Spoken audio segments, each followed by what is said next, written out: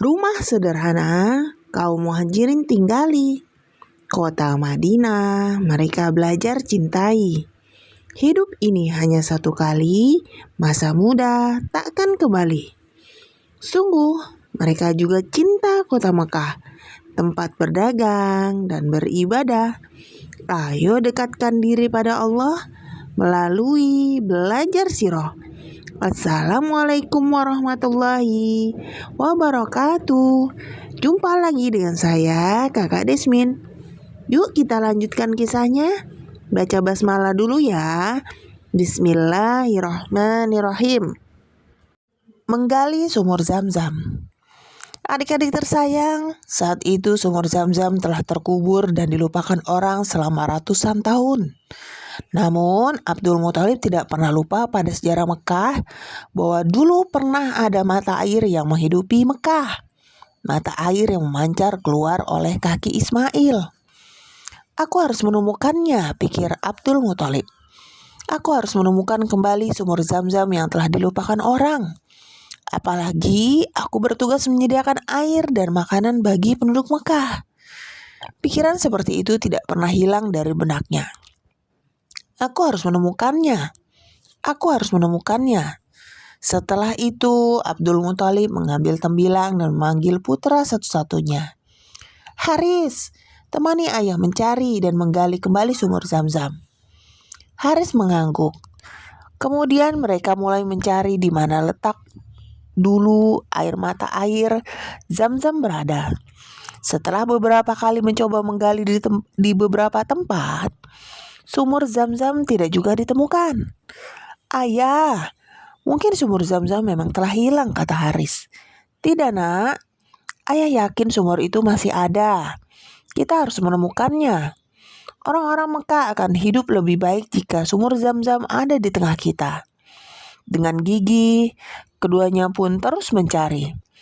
Orang-orang Quraisy, penduduk asli Mekah, melihat perbuatan mereka dengan heran. Mengapa engkau masih terus menggali, Abdul Muthalib? Bukankah dulu nenek moyang kita Muzaz bin Amr pernah menggalinya, namun tidak berhasil? Abdul Muthalib menaruh tembilang dan duduk.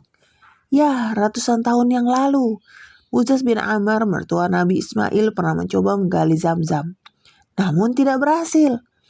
Padahal saat itu Muzaz telah mempersembahkan saji berupa pedang dan pelana berpangkal emas agar sumur Zam-Zam ditemukan. Adik-adik tersayang, apakah Abdul Muthalib menyerah dan menghentikan penggaliannya?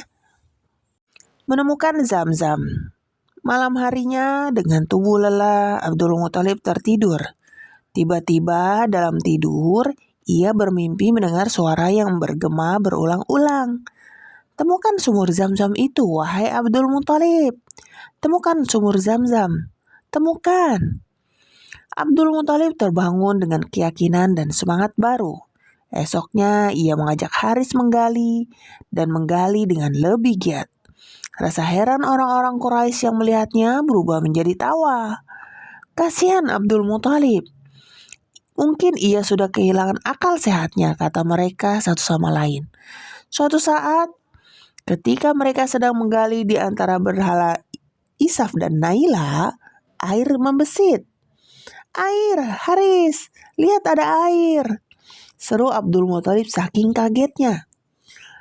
Ayo kita gali terus ayah, ayo gali terus.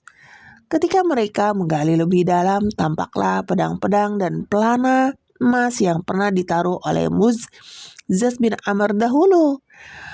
Melihat penemuan itu, orang-orang Quraisy datang berbondong-bondong. Abdul Muthalib, mari kita berbagi air dan harta emas itu, pinta mereka. Tidak, tetapi marilah kita mengadu nasib antara aku dan kamu sekalian dengan permainan kit, anak panah. 2 anak panah buat Ka'bah, 2 buat aku, dan 2 buat kamu. Kalau anak panah itu keluar, ia mendapatkan bagian. Kalau tidak, ia tidak mendapat bagian apa-apa. Usul ini disetujui. Jurukit mengundinya di tengah-tengah berhala di depan Ka'bah. Ternyata anak panah Quraisy tidak ada yang keluar. Pemenangnya adalah Abdul Muthalib dan Ka'bah. Karenanya dapatlah Abdul Muthalib meneruskan tugasnya mengurus air dan keperluan para tamu Mekah setelah sumur Zam-Zam memancar kembali. Mengingat beratnya tugas itu, Abdul Muthalib sangat ingin mempunyai banyak anak laki-laki yang dapat membantunya. Adik-adik tersayang, apakah keinginannya terkabul?